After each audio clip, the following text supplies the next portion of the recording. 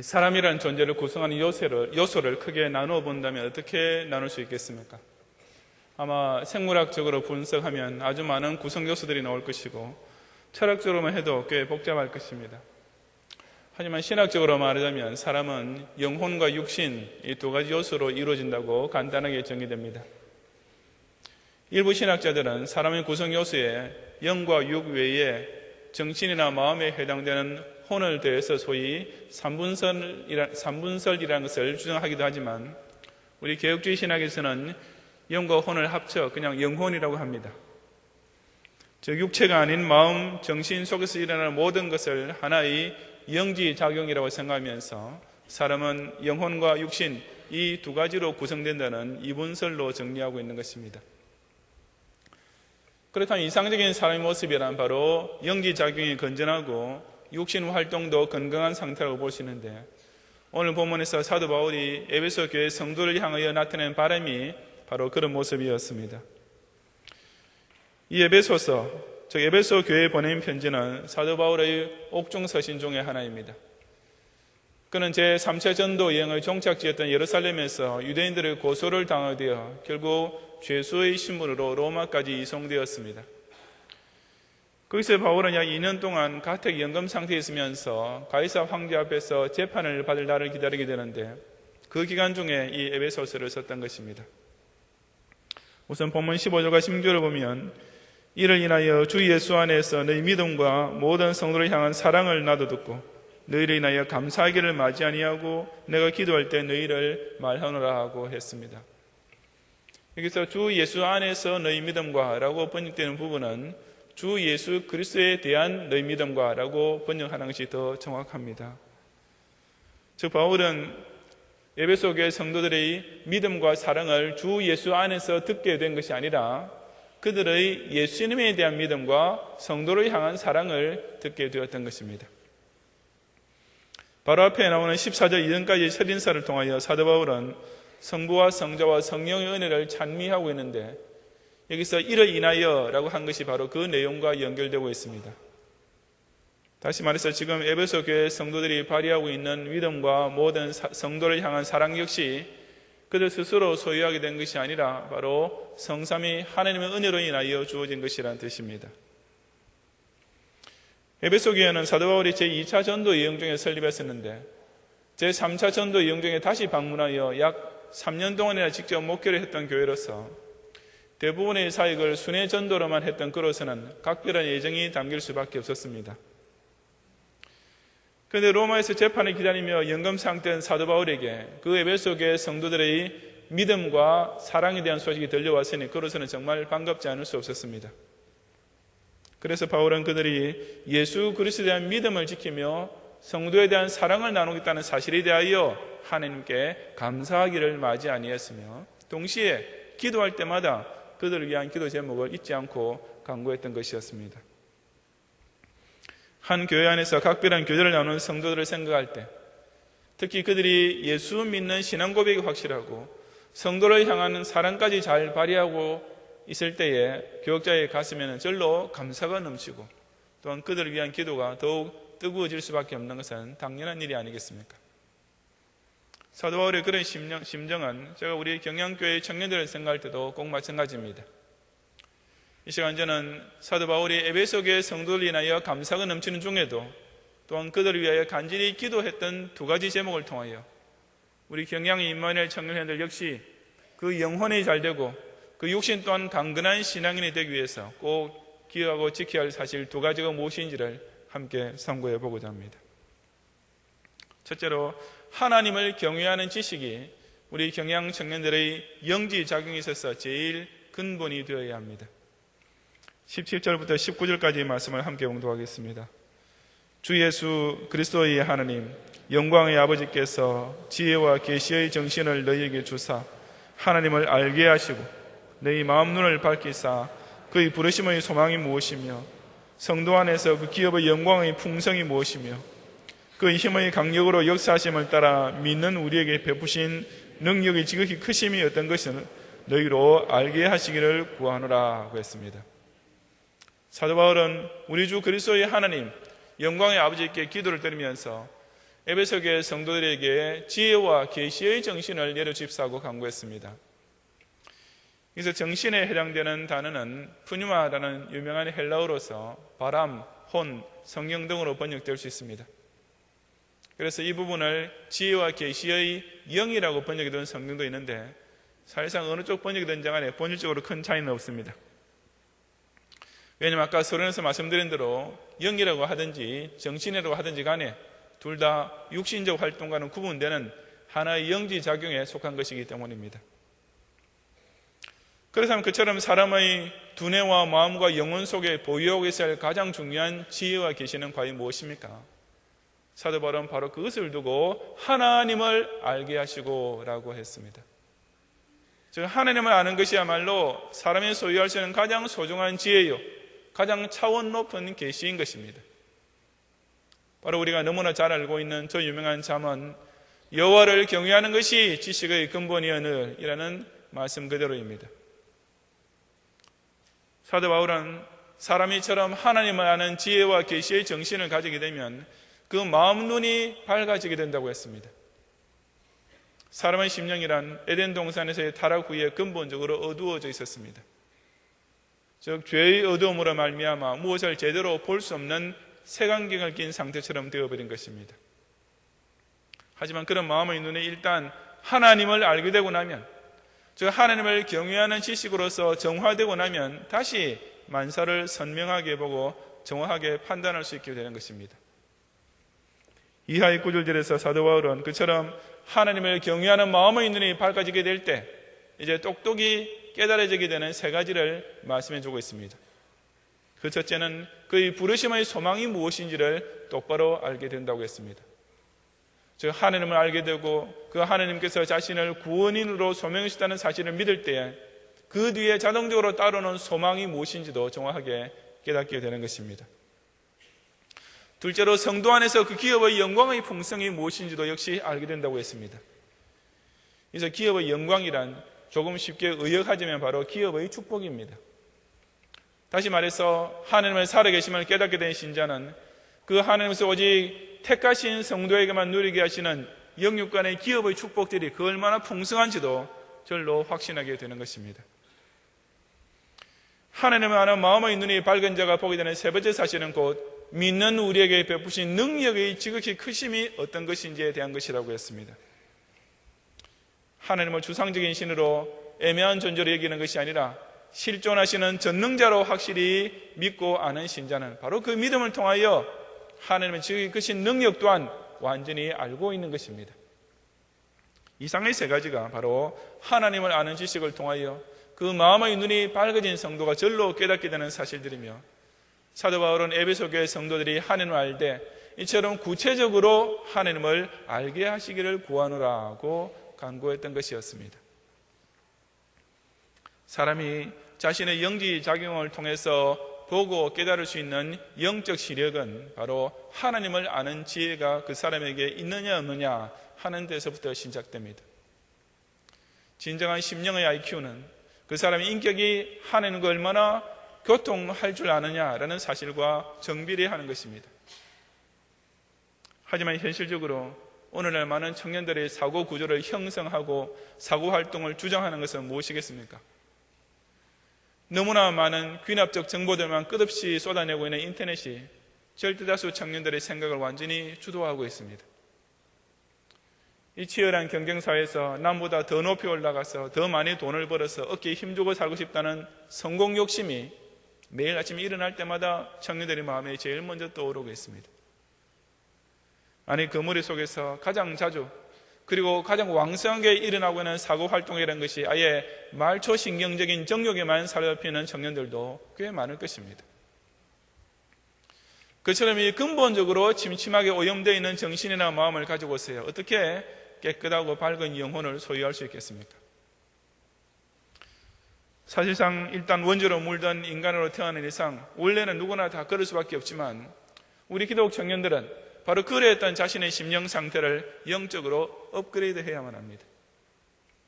컴퓨터에서 CPU, Central Processing Unit만 좋은 것으로 바꾸어도 컴퓨터 전체의 기능이 급상승되지 않습니까? 마찬가지로 여러분 영지작용이 일어나고 있는 중앙처리장치가 철두철미하게 하나님 중심으로 돌아가게 되기만 하면 여러분의 다른 모든 인식과 사고와 판단의 작용들이 최고 수준으로 즉시 향상되는 것입니다. 다른 말로 하자면 여러분의 머릿속에서 일어나고 있는 온갖 사고활동의 제일 기반에는 바로 하나님을 아는 지식이 그 연역적 출발점이 되어야 됩니다. 직장 문제로 고민할 때도 내가 하나님께 영광을 돌며 살 수 있는 직장은 무엇인가 라고 생각할 줄 알아야 됩니다. 결혼을 두고 기도할 때에도 둘이 한 몸이 되어 하나님을 더 잘 섬길 수 있는 배우자를 찾게 해주십시오 라고 간구할 줄 알아야 됩니다. 아니 내가 왜 사는가 라는 인생의 가장 흔하면서도 어려운 문제에 대한 고민도 하나님이 살아계신다 라는 사실을 대전제로서 시작하면 아주 간단히 풀리게 되는 것입니다. 왜냐하면 오직 하나님을 아는 신앙인만이 그 마음의 눈이 밝아지게 되기 때문입니다. 복잡한 현대사회 속에서 갈등이 끊이지 않는 청년 시절을 통과하는 가운데서도 나를 구원인으로 부르신 하나님 안에서 소망을 찾고 그 약속하신 기업의 풍성함을 확신하며 전 인생을 통하여 시마다 때마다 베푸시는 능력 또한 든든히 의지하며 살 수 있도록 무엇보다도 살아계신 여호와를 경외하는 지식의 근본을 자신의 심령 한가운데 똑똑히 깊이 간직하는 경향의 청년들이 되시기를 바랍니다. 둘째로 교회를 통하여 발휘되는 그리스도의 능력이 경향 청년들의 육신 생활을 전적으로 주장해야 합니다. 20절 이하 23절까지 함께 봉독하겠습니다. 그 능력이 그리스도 안에서 역사하사 죽은 자들 가운데서 다시 살리시고 하늘에서 자기의 오른편에 앉히사 모든 정사와 권세와 능력과 주관하는 자와 이 세상뿐 아니라 오는 세상에 일컫는 모든 이름 위에 뛰어나게 하시고 또 만물을 그 발 아래 복종하게 하시고 그를 만물 위에 교회의 머리로 주셨느니라. 교회는 그의 몸이니 만물 안에서 만물을 충만케 하시는 자의 충만이니라고 했습니다. 여기서는 앞에서 하나님을 아는 지식을 통해 깨닫게 되는 세 가지 중에서 특히 그 능력을 자세히 설명해 주기 시작합니다. 그것은 곧 그리스도 안에서 역사하는 능력, 다시 말해서 오직 그리스도께서만 발휘하는 능력, 그리스도를 통해서만 나타날 수 있는 능력이라고 했습니다. 그 특별한 능력은 또 크게 두 가지로 나누어지는데 그 첫째가 바로 죽은 자들 가운데서 다시 살리시고 라는 사건을 통해 증명된 부활의 능력입니다. 죽은 사람에게 새 생명을 주는 능력은 두말할 것 없이 오직 부활의 첫 열매가 되신 예수님만을 통해 나타나는 최고의 능력입니다. 능력이라는 개념을 논할 때 사람들이 다른 것 가지고는 나름대로 꽤 내세우고 지어볼 수 있을지 모릅니다. 부모는 자기 자식을 양육하는 능력을 가지고 있으며 교사에게는 학생을 가르치는 능력이 있으며 사정한 부하직원을 이끄는 능력을 과시하며 장인사는 죽은 사람의 시체를 처리할 때 자신의 능력을 발휘할 것입니다. 하지만 부활의 능력, 이것만큼은 오로지 잠자는 자를 위하여 부활의 첫 열매가 되신 예수님만 발휘할 수 있는 최고의 능력이 아니겠습니까? 오직 그리스도 안에서 역사하는 두 번째 능력은 바로 그 주님께서 승천하신 후에 만물을 그 발 아래에 복종하게 하시는 능력, 즉 만물 통치의 능력입니다. 성부 하나님께서 성자 예수님을 죽은 자들 가운데서 다시 살리신 후에 하늘에서 자기의 오른편에 앉으신 이유도 바로 그 때문이었습니다. 오른편이라는 힘과 권력을 나타내는 것이니 더욱이 하나님의 보좌 우편은 그야말로 전능의 상징이 아니겠습니까? 승천하신 예수님께서는 그처럼 하나님 오른편에 앉으셔서 그 전지전능으로서 모든 정사와 권세와 능력과 주관하는 자를 다스리고 계시는 것입니다. 다시 말해서 세상의 그 어떤 정권이나 권력이나 힘이나 주권자라 할지라도 다 이 그리스도의 통치 아래에 복속될 수밖에 없다는 말씀입니다. 하나님께서 그 그리스도를 이 세상뿐 아니라 오는 세상에 일컫는 모든 이름, 즉 금세와 내세에서 어떤 힘을 가지고 이름을 떨치게 될 모든 존재들 위에 뛰어나게 하신다는 말씀도 그 뜻입니다. 여기 뛰어나게 하다라는 말은 훨씬 더 위에 두다라는 의미입니다. 즉 이 세상에서나 저 세상에서나 할 것 없이 그 어떤 강한 권력자나 그 어떤 높은 이름도 예수 그리스도께서 다스리시는 압도적인 권위 앞에서는 감히 상대도 될 수 없는 것이며 바로 그것이 단도직입적으로 말해서 만물을 그 발 아래 복종하게 하신 상태인 것입니다. 사실 이 인간 사회에서 주관하는 자들 역시 부분적으로는 다른 대상을 자기 밑에 복종시킬 수가 있습니다. 대통령은 장관들에게 지시를 내릴 수 있고, 의사는 병균을 제거해버릴 수 있으며, 기술자는 기계 장치를 자기가 원하는 대로 작동시킬 수가 있는 것입니다. 하지만 만물 전체를 자신의 뜻대로 좌지우지할 수 있는 존재는 예수 그리스도 외에 아무도 없습니다. 이 시공세계를 움직이고 있는 모든 작용과 법칙들, 이 인간 사회 속에 나타나는 온갖 사건과 인과관계들을 완벽하게 통제하고 주장할 수 있는 힘이란 오직 그리스도 안에서 역사하는 능력에만 있는 것입니다. 그런데 그처럼 온 세상 만물을 당신의 뜻대로 주관하시는 그리스도의 전능하신 통치가 구체적으로는 어떻게 성취되고 있습니까? 바로 교회를 통해서입니다. 왜냐하면 하나님께서 예수 그리스도를 만물 위에 교회의 머리로 주셨기 때문입니다. 그래서 교회는 그의 몸이 되었으며, 그 교회를 통하여 만물 안에서 만물을 충만케 하시는 자의 충만이 나타나게 됩니다. 즉 하나님께서 만물 안에 당신의 뜻을 완전히 채우시고 만사를 통하여 당신의 구속사를 완성하고야 마시는 역사가 진행되고 있는 구심점이 바로 그리스도께서 머리가 되신 지상 교회인 것입니다.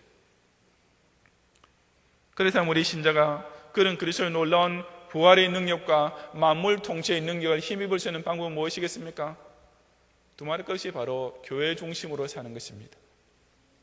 즉 우리 각자가 주님의 몸 되신 교회를 통하여 머리이신 예수 그리스도의 지체가 되면 바로 주님께서 만물을 통치하시며 구속사를 완성해 가시는 과정에서 능력의 도구로 쓰임받게 된다는 말입니다.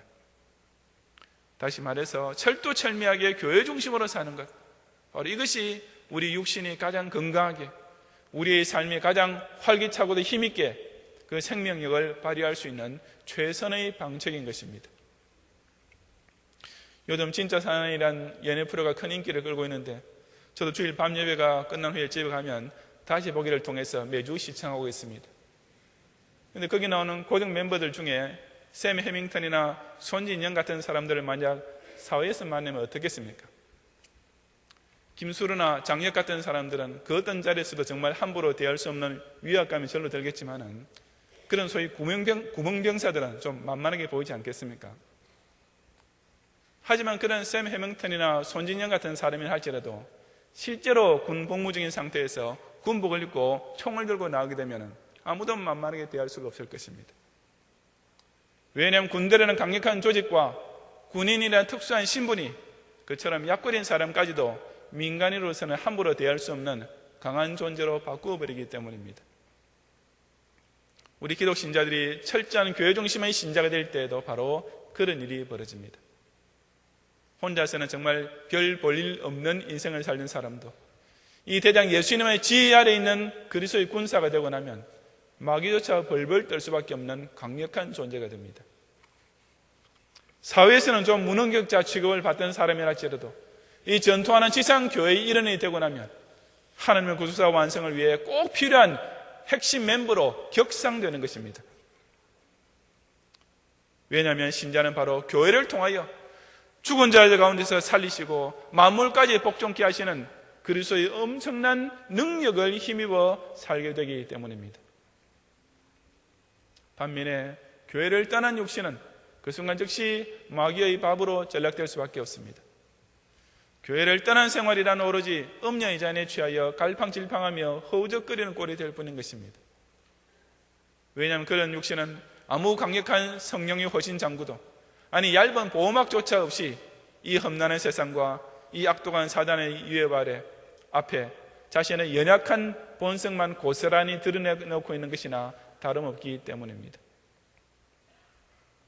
그러므로 학교 졸업장이 여러분의 자질을 최고로 보장해 주는 것은 결코 아닙니다.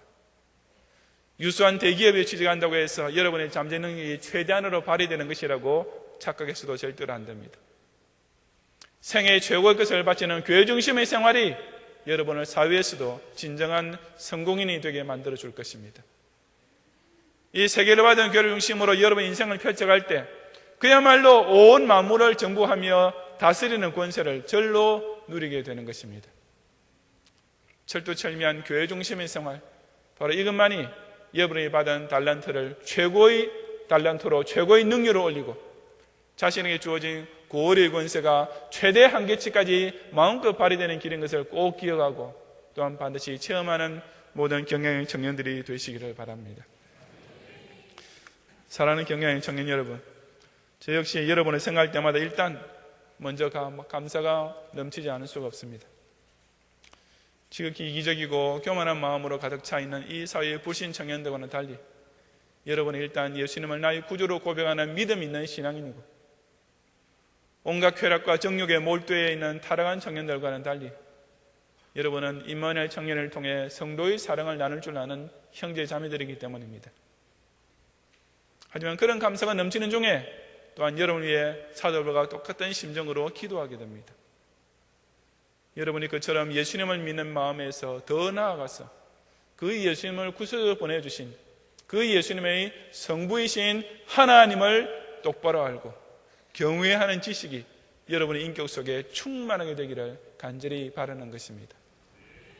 또한 청년 회원들끼리 성도의 교제를 나누는 정도로 끝나지 않고 철두철미하게 교회 중심 예배생활, 기도생활, 봉사생활을 통해 그리스도의 구속사 완성을 위한 사역에 강력하게 쓰임받는 최정의 엘리트들이 되기 위하여 저 역시 여러분을 생각할 때마다 간구하게 되는 것입니다.